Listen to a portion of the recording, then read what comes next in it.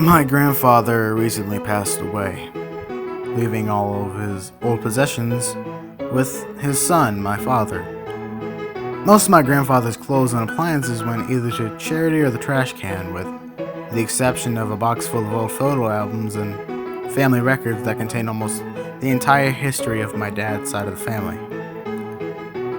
My dad called as many relatives to look over this massive collection of family history.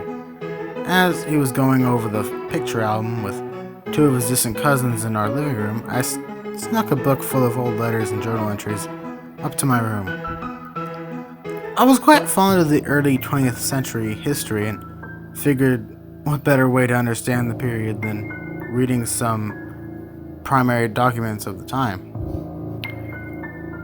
Most of the letters and entries talked about the pretty mundane topics of housekeeping, gossip about neighbors, and vacation logs. Some of the stuff written during the Depression and World War II was interesting, but the highlight was some journal entries by someone called Mr. Nick.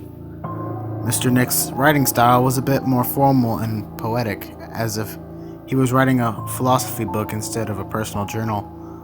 He talked about how he and my grandfather were obsessed with life after death and when they were both young, and how they were both searching for a way to achieve immortality with the resources they had. Some of the later entries were written as if Nick was slowly going mad, making incoherent rants on the spirit cult and mechanical traps of the soul. Next to the final entry was an old photo, which I presume to be of Nick dressed in a black suit with a bowler hat. Beneath the photo were the words, "Protect me first, then I will protect you." This was a top-level weirdness to me, as none of the other books in the book had any references to photos of this Mr. Nick character. I left the book in my room and went back downstairs to see if my dad knew anything about this guy. As I reached the ground floor, I could see my dad waving away from the doormat of his cousins.